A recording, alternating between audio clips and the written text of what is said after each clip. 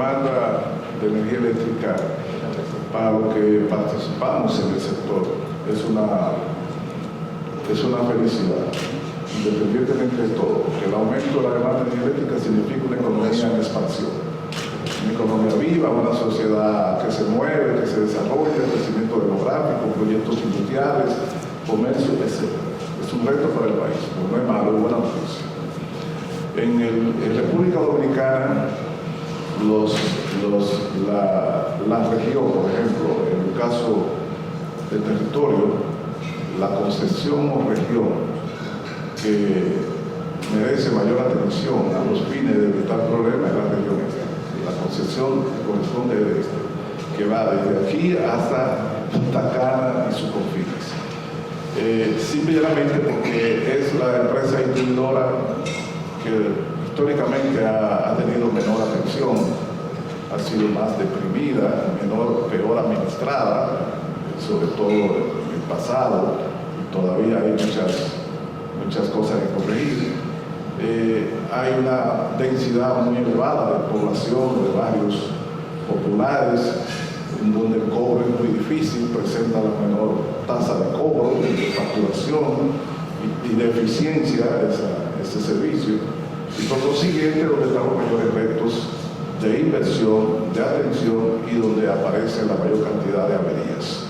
Esa es la región de mayor atención, a pesar de que es una región y es una concesión que tiene una elevada demanda de electricidad. Y a pesar también, irónicamente, de que es donde existe la mayor cantidad posiblemente de empresas generadoras, de Boca Chica, San Pedro de Macorís, etc. Pero en la región es necesario prestar atención en términos de infraestructura. Después, tanto en el Cibao como en el sur, pues bueno, hay necesidades, pero en menor proporción. Las pérdidas en el sur y las pérdidas en el norte son casi la mitad de lo que se produce en el este, que es un indicador de la necesidad de trabajar en esas áreas. ¿Cuánto se requiere invertir para mejorar la infraestructura? Típicamente, los estudios realizados por organismos internacionales pero no para una empresa, sino para las tres empresas distribuidoras, han hablado siempre de inversión de unos 400 o 500 millones de dólares en un periodo de 5 años. Siempre ponen un periodo así porque aun cuando usted tenga el dinero requiere tiempo para poder invertir de manera eficiente. Sí. Nosotros tenemos los estudios, incluso recientes, aquí ando con algunos ejemplares, que han hecho organismos internacionales en el 2022 para la reducción de pérdidas y para el fortalecimiento de esos servicios. Ministro, vemos ahora mismo cómo el sargazo está afectando las diferentes playas. Y hace unos días salió la información de que la unidad 2 en Punta Catalina salió fuera de servicio, aunque luego pues ustedes informaron que volvía de nuevo. ¿Cómo los afectó a ustedes y qué están haciendo para? Bueno, nos afectó que domingo a lunes, desde el sábado, domingo temprano hasta el lunes, la madrugada, todo el mundo del equipo estuvo trabajando. Cuando digo todo el mundo, podría decir que hasta cierto punto el presidente de la República, aun estando fuera, mantuvo la atención y llamaba permanentemente sobre cómo iba eso. ¿Por qué? Porque por un momento el sargazo amenazó con sacar de circulación no solo a Punta Catalina 2, sino a Punta Catalina también, es decir, las dos plantas, y eso podía significar un apagón casi general.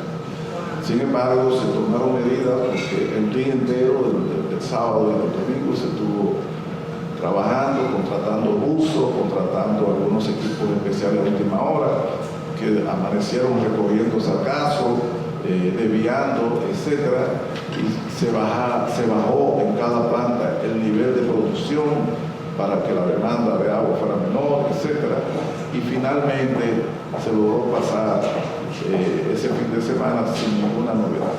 Pero el sargazo es un reto para AES, para las plantas de agua y para las centrales de Punta Catalina, porque amenaza la integridad de la planta por el ingreso del sargazo hacia el sistema del agua y del trabajo de las centrales eléctricas.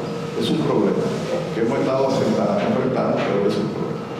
Y hay expertos, están contactando expertos internacionales o algo para resolver ese tema, porque Sí, hay un gran esfuerzo de las generadoras privadas y de parte de nosotros y de Punta Catalina y del gobierno. Bueno, y también del sector turístico, pero hay esfuerzo de nosotros por ver cómo se controla. Nosotros mismos el día pasado recibimos, tuvimos una reunión con un experto del Instituto Tecnológico de Massachusetts. Tuve una reunión en el ministerio y otro ingeniero dominicano que trabaja con ellos tratando de ver las posibilidades, las opciones para ver cómo se mitiga el impacto del sargazo. El sargazo es un fenómeno que vamos a seguir sufriendo, llevamos como 5 años con eso, cada día peor. Y es un derivado del cambio climático. Son algas que en alguna otra región, por las altas temperaturas se queman, se desprenden y después en masa comienzan a circular por los mares. Entonces, desde abril hasta septiembre ya sabemos que tenemos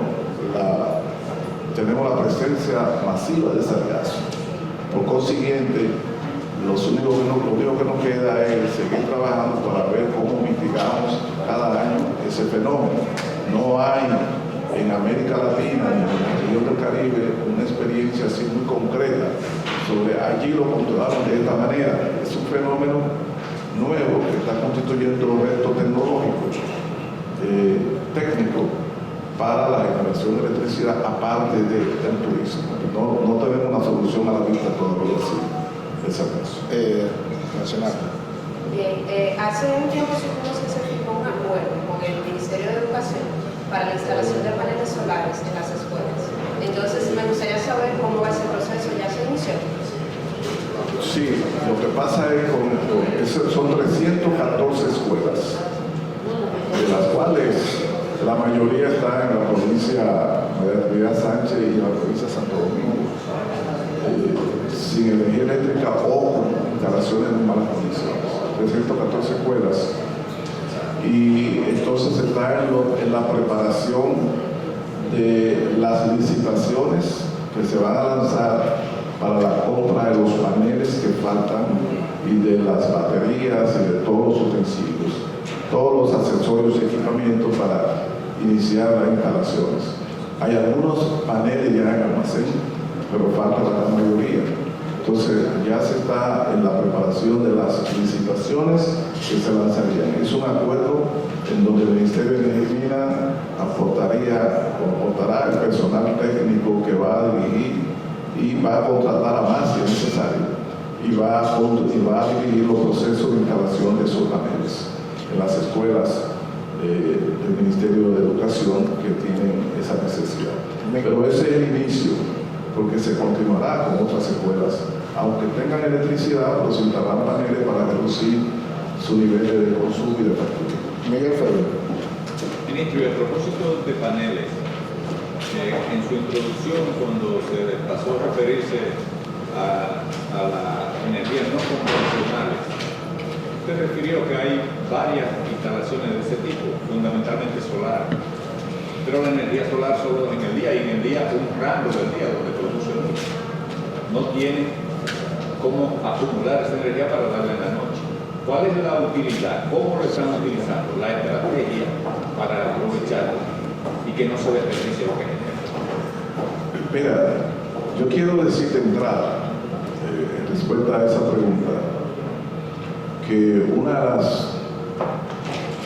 de los énfasis y contribuciones principales de este gobierno al país es el despliegue, el desarrollo, la expansión de las fuentes renovables.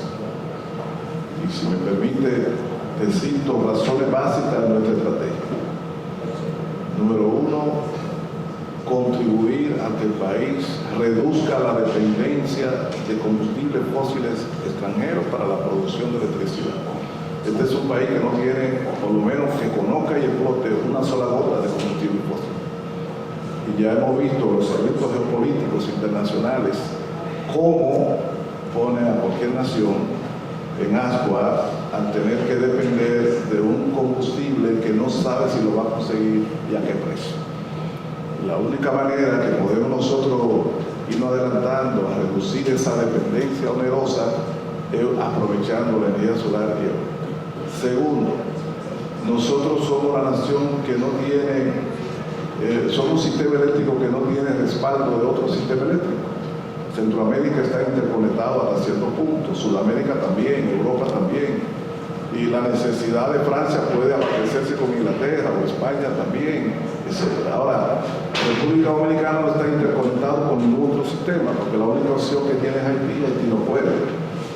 Somos un sistema aislado eléctrico.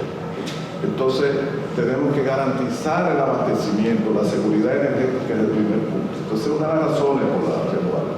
Le he citado dos razones que no tienen que ver con medio ambiente.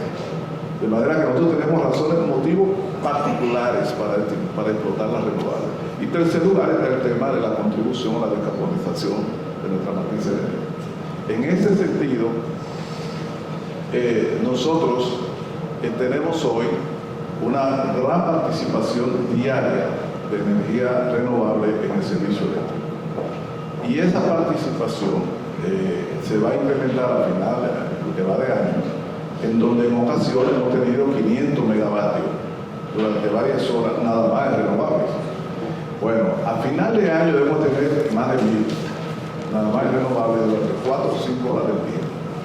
Si usted multiplica eso por 500 megavatios o 1000 megavatios por hora, por el tiempo, las 4 horas, le va a dar una cantidad grande de megavatios hora y también de kilovatios hora.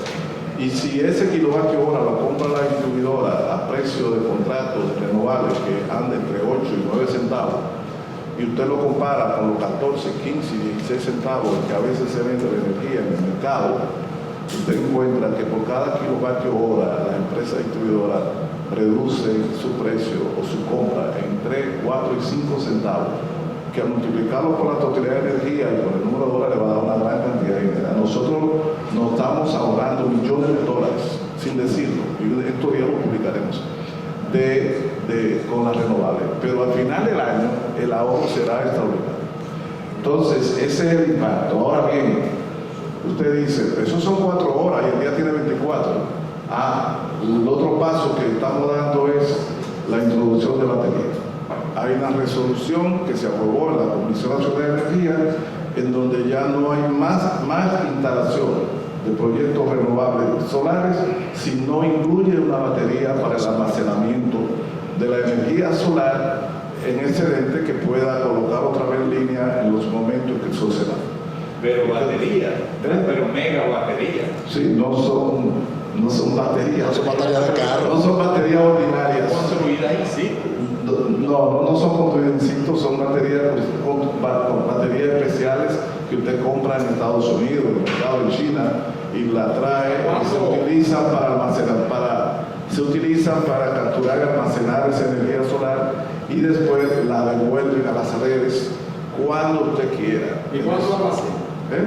¿Cuánto puede almacenar de almacenamiento? En términos de megavatio hora, puede llegar, si utiliza 4 horas, puede llegar hasta Mire, ahora mismo, el 30% algo así, ¿verdad? ahora mismo, para que tengan una idea, hay un proyecto en Arabia Saudita de 1500 megavatios en batería. Para ¿Y aprovechar. el costo megavatios? No, cuando se utiliza batería sube un poco el precio. Ahora, la ventaja que tú tienes es la siguiente. ¿Cuál es el periodo pico de la demanda aquí en República Dominicana? Bueno, entre otras las 7 de la noche, las 9 de la noche, pero no hay sol.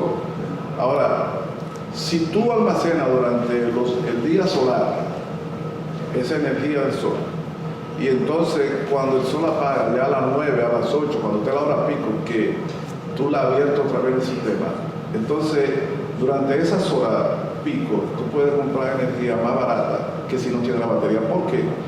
Porque las horas pico, las plantas que determinan el precio, por ejemplo el mercado de spot, son las plantas más caras. Pero si tú viertes energía solar que almacenaste, entonces esa planta más cara no entra. Y si entra será por menos tiempo. Entonces tú reduces el precio.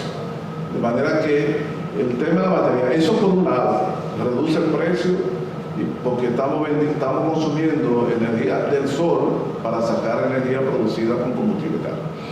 Pero además, la batería juega un papel de optimización de la red de transmisión, porque la energía solar es muy variable y tú la regulas si dispones del sistema de batería, que es como tú dispones casi de otra plantita eléctrica. Y la energía solar en batería también funciona como un backup. Es decir, tú puedes tener suficiente cantidad de batería que cuando te hace falta una planta o capacidad, la batería la tiene. O sea, tiene muchos usos de regulación de frecuencia, de voltaje, estabilidad del sistema.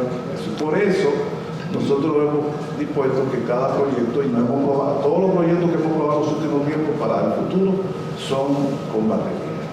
¿Dónde va a ir? Sí, sobre la energía que viene del sol que hemos instalado en los últimos tiempos, no se nos ha dicho el nivel de eficiencia de las que están instaladas, es decir, su potencialidad en relación con lo que realmente están produciendo en términos de energía. ¿Cómo han operado las que tenemos? No, están funcionando como son. Es decir, la eficiencia real de la energía solar en República Dominicana en promedio anda alrededor del 20%, oscila entre 20 y 25%, pero casi siempre 20-22%. Es decir, cuando usted tiene 100 megavatios de energía solar, efectivamente está aprovechando 20. ¿Por qué? Porque de noche no hay, y en la mañana temprano hay muy poca, y en la tardecita tampoco.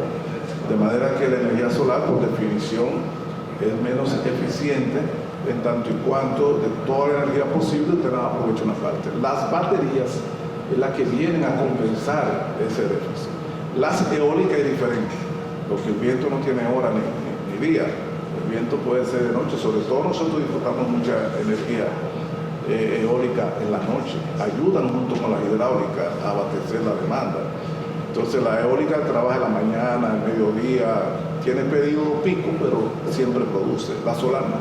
Y en Pero términos económicos, entonces, ¿qué puede estar significando? los proyectos de energía solar se planifican precisamente de acuerdo a su eficiencia. Me explico.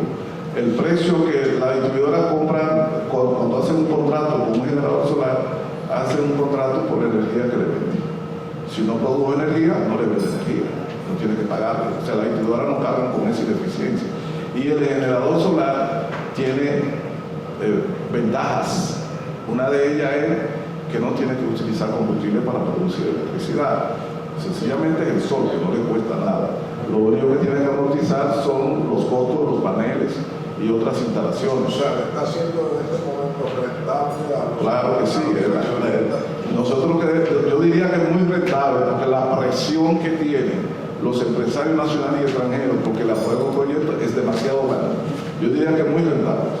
¿Y cuál es más rentable? ¿La eólica, la solar, la hidráulica? ¿Cuál sale más rentable de la...? Quizá Alfonso puede contestarte. La eólica tiene la ventaja de que es más eficiente, pero es más costosa su instalación. ¿Es rentable para Alfonso, el inversionista, pero para el Estado? Perdón. ¿Es rentable entonces la energía solar para el Estado? Claro, ¿Y muy entonces rentable. tiene que pagar? Miren, con respecto a esto es importante destacar un punto. Aunque la ley 5707 establecía que se tenía que poner un precio para contratar energía, eso nunca se había hecho. Tan pronto llegamos al Estado, la Comisión Nacional de Energía hizo una publicación de precios de referencia para contratación de energía, quitando la discrecionalidad que existía desde el año 2007 hasta el año 2020 de a qué precio se asignaban los PPA. Antiguamente se asignaban los precios de PPA de compra de energía renovable de una forma muy discrecional y variaban mucho. Y ningún inversionista privado sabía a qué rentabilidad podía acceder. Ahora mismo está publicado en el portal de la Comisión Nacional de Energía y del Ministerio de Energía y Minas el precio máximo y mínimo de referencia, donde ningún inversionista tiene una tasa interna de retorno superior a un 12%. Eso le ha garantizado penalizado al Estado Dominicano, que ha contratado toda la energía renovable por debajo de 9.5 centavos de dólar, lo que representa un ahorro de casi un 40% en comparación a los precios actuales de los combustibles. Esto es algo que para muchas personas ha pasado desapercibido, pero para el inversor extranjero, ese vuelco que menciona el señor ministro de venir a República Dominicana a querer hacer inversiones, es por la transparencia que ya ha mostrado esta señal de precio. Estamos hablando de que ahora mismo una persona sentada en un escritorio en Japón entra, ve un emplazamiento, ve la referencia de precio y ya puede hacer un cálculo. Antiguamente había que solicitar la concesión y, como decían, salir a ver, y todos sabemos que eso significaba a cómo se iba a contratar esa energía. La joven hizo la pregunta de si es rentable para el Estado Dominicano. Sí, para el Estado Dominicano lo es, porque, como dice, las empresas distribuidoras están comprando energía a un precio mucho menor que como se vende la energía en el mercado con otras tecnologías. Eso en primer lugar. En segundo lugar, estamos logrando instalar en la República Dominicana una capacidad basada en fuentes renovables que nos va a garantizar una reducción de importación de combustible con las implicaciones que tiene eso en términos de presión monetaria, presión de tasa de cambio y en términos de contaminación, de dependencia de importación, cambios tecnológicos en la generación, etc. En general es una apuesta que es importante. En segundo lugar, hablando por lo que dice Alfonso, nosotros emitimos un decreto hace un par de meses, un decreto con un nuevo reglamento de la ley de renovables. Lo emitió el presidente de la República y ese decreto establece que a partir de este mes de mayo los contratos de compra de energía tendrán que licitarse de una manera competitiva en licitación pública internacional. Lo que hacemos nosotros con eso es fortalecer la transparencia del proceso y también tratar de capturar tecnologías más avanzadas o sistemas más eficientes y capturar también mejores precios, poner a competir las empresas que quieren contratos de compra-venta de energía para instalar proyectos renovables. Mediante ese tipo de competencia el país le agrega transparencia a sus procesos y también le agrega innovaciones tecnológicas, porque no todos los paneles son igualmente eficientes ni son igualmente robustos. Entonces depende de eso. Ahora mismo estamos con consultores trabajando en el diseño de las licitaciones con renovables que se harán aquí por primera vez, posiblemente a finales de año. Germán Marco. Sí, don bienvenido. Mi otra pregunta tiene que ver con las EDES. Las EDES parece que siguen siendo el nudo gordiano de la crisis del sistema eléctrico, pero los que estamos de este lado no advertimos qué hace el gobierno, cuáles son los escenarios de posible solución de una crisis que no puede ser permanente, más de $1.000 billones por año. Sí, muy buena. Creo que yo dije algo al principio sobre ese tema y quiero hacer dos observaciones. En primer lugar, es un compromiso básico. Lo que pasa es que uno al decirlo lo que puede decir, bueno, pero vamos a las acciones. Es un compromiso básico. Nosotros que hemos estado trabajando fuertemente en la parte de generación, en renovables, en algunos cambios institucionales y regulatorios, etcétera, tenemos clarísimo que todo eso tiene que terminar con una transformación del modo operandi de la distribución. Ahora, eso requiere dos cosas. Uno, inversión. Hemos tenido dificultades para hacer esas inversiones. Usted tiene que cambiar miles, millones de medidores transformadores, subestaciones, reducción drástica de personal, contratación de nueva tecnología, etc. Y eso es una labor que debió iniciarse hace tiempo, pero no se hizo, a pesar de los gastos y de los costos. Para eso, lo que el gobierno está haciendo ahora mismo, aparte de la definición, la aprobación de un plan de reducción de precios, etc., es tratando de conseguir la cooperación internacional y al mismo tiempo los fondos para hacer las inversiones que se requieren. El proceso comenzará en términos de transformación, pero se llevará su tiempo lograr aquella distribución que nosotros queremos, pero es un compromiso muy sentido. No podemos decirle que lo hemos logrado, hemos tratado de controlar algunas cosas, nosotros hemos reducido, que alguna gente hizo otra cosa, si usted se mete a los datos, hemos reducido el gasto de personal, el número de personal, una serie de cosas. Y el tema de las pérdidas, no podemos decir que tenemos los niveles que quisiéramos, en el contrato en 33.4, está alrededor de 32. El tema de las pérdidas se agravó cuando nosotros incrementamos la oferta de energía. Y la gente diría, ¿por qué? Bueno, los barrios de 24 horas, cuando teníamos una oferta del 85%, los barrios de 24 horas tenían sus 24 horas de energía eléctrica.